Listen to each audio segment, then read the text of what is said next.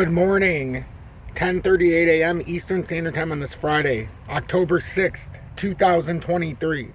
I'm XRP Future Millionaire, and I reside in the great state of Michigan. So let's take a look at XRP this early morning. We're focused on XRP and XRP alone. If you appreciate this content, make sure to hit that like button, as it will greatly help push this channel through the analytics. It'll help push this update through the algorithm, and it'll allow more people to find this channel. Also, don't forget to hit that subscribe button and turn that bell notification to all if you would like to see future content. XRP currently under the 524 pivot level.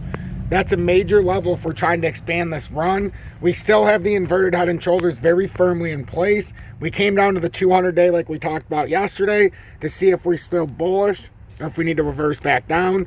On this smaller time frame, even though this is the larger pattern, I also have a short-term formation put in here. You can see how we are still over this downtrending support. And this is where we would have to maintain, and we would have to hold over this 513 level. You maintain the 513, you can still rally and try to eventually push out on this golden cross, which is still intact. You can try to push out here in the 4-hour time frame and try to push out to 54 cents. However, if you break this structure at 518 and ultimately come through here at 508, you're probably falling bearish. And then if you break 49 cents, you have a chance of invalidating this inverted head and shoulders. But I still see a way for us to run up here and continue some momentum, but we're not going to be able to lose this little formation. It looks like we're creating some kind of falling wedge possibly in this immediate short term inside of the structure. I don't want to continue confusing because it's a small part of the pattern. But just remember, as long as we hold that 518 and then ultimately worst case scenario 508, we're still within this formation, and this can still swing back up, and this inverted head and shoulders can play out, and you can rally off of this 4-hour time frame death cross. That is the imminent thing. And if you do rally off of this, you would find yourself coming up to the rising channel, which is about a 20% rally, and it would get you up here into this 622 area, 625 now that we're further across, actually about 628 now. So it gets you about 628, and that would be on the uptrend. On that rising channel, that uptrending resistance down, or the uptrending resistance, uptrending support.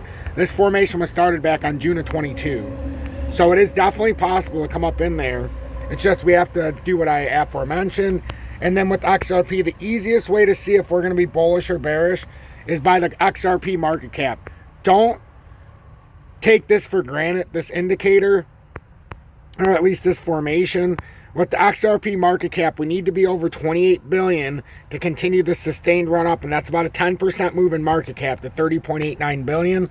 But we've got to be over 28 billion. When you're under 28 billion, as I talked about yesterday and the day before, you come back within this pattern formation. And when you're in this formation, you can come all the way down in a very quick drop to 26.67 billion. And then if you lose it, you're coming back down to 24.4 and maybe worse. So we need to pay very close attention to the structure. Right now, we're holding the 200-day and the 4-hour time frame, which is the most important part of the structure. You don't want to see us down below 27.4 because then it's more than just an overextension. Right now, we're looking at this as an overextension down and then to try to re-rally and retake that 28 billion. But right now, as I've said for XRP, we're kind of on the bearish side of town. If, not yet, but we're kind of on the bearish side of town. We are on technically the bearish side of town because we're below the pivot level at 524. But if you really want to validate a bearish tone, we've got to get back under this area right in here. And let's wait for this to load. We would have to get down back below here. First case is 512. But the real layer is 508. If you fall below 508, you know we're falling bearish. If you lose 49 cents, ultra bearish. Because then if you lose this uptrend at 49 cents, your next technical target is down around 43 cents.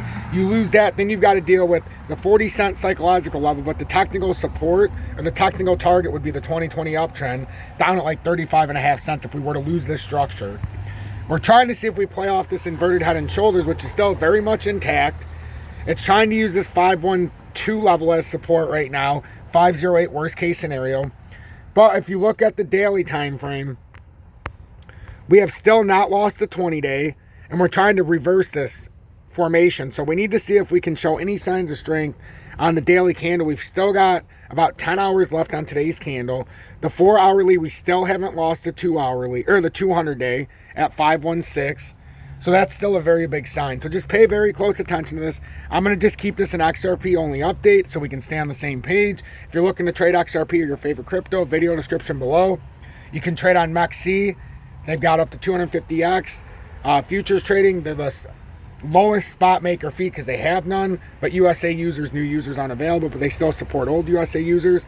And if you're in the USA, take a look at FEMX. It is the lowest spot maker fee for USA users. You can futures trade up to 250x, and it has not gone down during the high times of volatility. If you want to show me support, you can simply send a YouTube super chat or join Tom's Army, as I don't do paid promotions, advertisements, or sponsorships of any kind, and I don't charge for any of my content.